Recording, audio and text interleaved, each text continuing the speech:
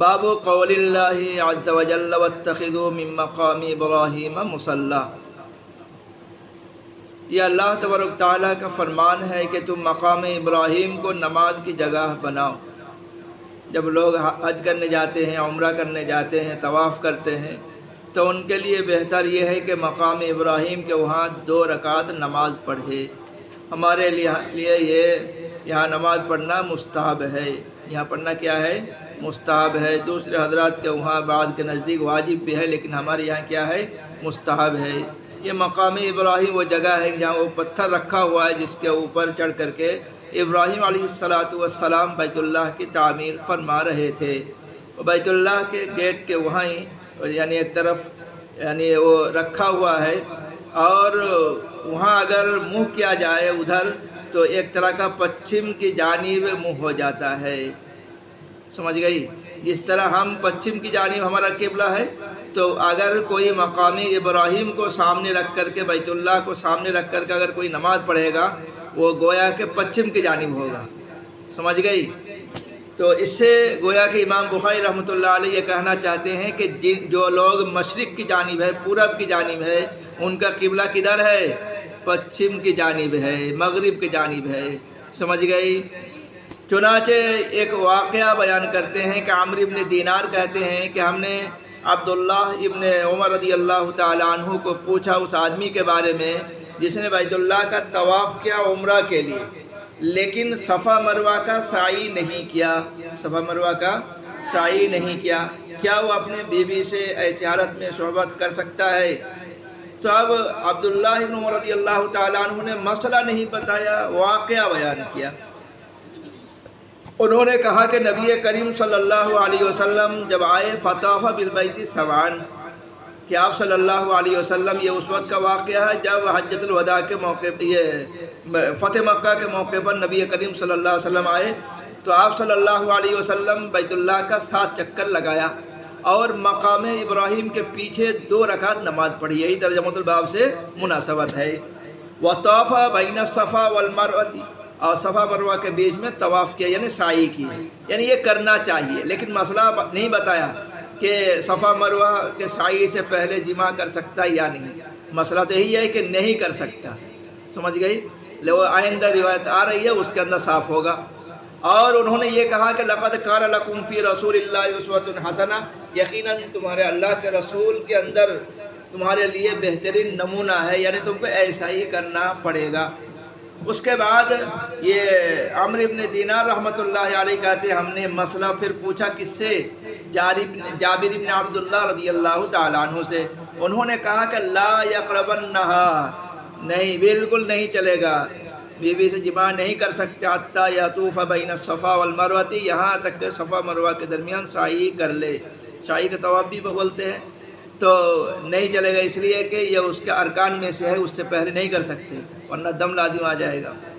اس کے بعد جو روایت ہے، اور یہ صحیح ہوگا ہی نہیں ہے، اس کے بعد جو روایت ہے یہ مجاہد رحمۃ اللہ علیہ سے سیف رحمۃ اللہ علیہ نے روایت سنی ہے، کہتے ہیں اوتی ابن عمر، عبداللہ ابن عمر رضی اللہ تعالیٰ عنہ کے پاس کسی آدمی نے خبر دی اور یہ کہا کہ اللہ کے رسول صلی اللہ علیہ وسلم کعبہ بیت اللہ میں داخل ہوئے۔ یہ کب کی بات ہے؟ یہ فتح مکہ کا واقعہ ہے۔ کب کا؟ ہاں، تو فتح مکہ کے موقع پر نبی کریم صلی اللہ علیہ وسلم بیت اللہ میں داخل ہوئے۔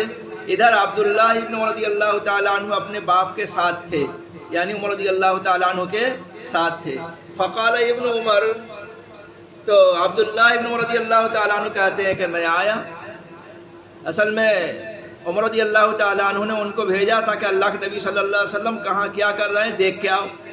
کہتے ہیں کہ فاقبلت، میں آیا اور نبی کریم صلی اللہ علیہ وسلم اس وقت بیت اللہ سے نکل چکے تھے، اور بلال رضی اللہ تعالیٰ عنہ کو دیکھا کہ وہ دونوں دروازے کے بیچ میں یعنی چوکھٹ کے وہاں کھڑے تھے۔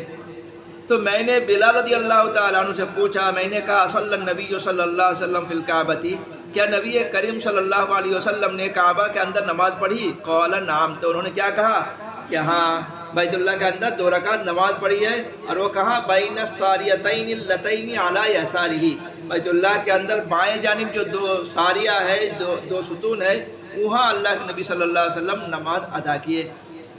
کہتے جب تم داخل ہوتے ہو تو جو بائیں طرف دو ساریہ ستون ہے وہاں آپ صلی اللہ علیہ وسلم نے نماز پڑھی، اس کے بعد نکل آئے۔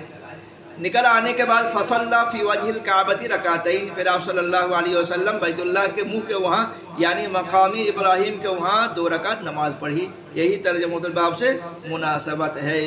اس کے بعد جو روایت ہے یہ عطا ابن یسار رحمۃ اللہ علیہ کہتے ہیں کہ میں ابن عباس رضی اللہ تعالیٰ عنہ کو کہتے سنا کہ جب نبی کریم صلی اللہ علیہ وسلم بیت اللہ کے اندر داخل ہوئے تو ان کے تمام کونوں میں دعا کیے، نماز نہیں پڑھی۔ یہ اختلاف ہے، ابن عباس رضی اللہ تعالیٰ عنہ کہتے ہیں نماز نہیں پڑھی، اور ابن عمر کیا کہتے ہیں نماز پڑھی ہے۔ یہ نہیں پڑھی یعنی اپنے علم کے اعتبار سے انہوں نے کہا تھا، سمجھ گئی؟ یعنی ان کو معلوم نہیں تھا، جن کو معلوم تھا انہوں نے کہا دیا ہاں نماز پڑھی، جن کو معلوم نہیں تھا انہوں نے کہا کہ نماز نہیں پڑھی۔ کہتے ہیں آپ صلی اللہ علیہ وسلم نماز نہیں پڑھی حتی خرج منہ، یہاں تک کہ آپ صلی اللہ علیہ وسلم نکل آئے۔ فلما خرج، جب آپ صلی اللہ علیہ وسلم نکلے تو 2 رکعت نماز پڑھی، کہاں فی قبل الکعبۃ، کعبہ کے سامنے دروازے کے وہاں۔ وقال هذه القبلہ، اور یہ فرمائی یہ قبلہ ہے۔ اصل میں بیت اللہ یہ اللہ کا گھر بھی ہے، مسجد بھی ہے۔ یہ کیا ہے؟ مسجد ہے، اور اس کے اندر پہلے لوگ نماز پڑھتے تھے۔ پہلے کیا کرتے تھے؟ اس کے اندر بھی نماز پڑھتے تھے، لیکن بعد میں کیا ہوا؟ قریش نے اس کو ڈھا دیا، ڈھا کر کے اس کا دروازہ اونچا کر دیا قد آدم تک، تاکہ کوئی آدمی اپنے طور پر گھس نہ سکے، تو عام لوگوں کا آنا جانا بند ہو گیا، تو پھر اس کے آس پاس لوگ نماز پڑھنے لگے۔ تو یہ قبلہ ہے، بلکہ یہ کہو کہ قبلہ نما ہے۔ قبلہ تو اللہ ہے۔ قبلہ کون ہے؟ اللہ ہے، جس کی طرف ہم منہ کرتے ہیں، اور عبادت کس کی کرتے ہیں؟ اللہ کی کرتے ہیں۔ اللہ تبارک تعالیٰ بیت اللہ کی طرف منہ کرنے کا حکم دیا، اس لیے ہم منہ کرتے ہیں، سمجھ گئی؟ لہذا جو لوگ کہتے ہیں کہ دوسرے لوگ بتوں کی طرف منہ کرتے ہیں، اس کی پوجا کرتے ہیں، مسلمان بھی کرتے ہیں، یہ غلط بات ہے۔ اس لیے کہ مسلمان کعبہ بیت اللہ کی عبادت نہیں کرتے، بلکہ اس کی طرف منہ کرتے ہیں اللہ کے حکم ہونے کی وجہ سے۔ اس لیے جب اس کی طرف منہ کرنے کا حکم نہیں تھا تو مسلمان بیت المقدس کی طرف منہ کر کے نماز پڑھتے تھے، ہے نا؟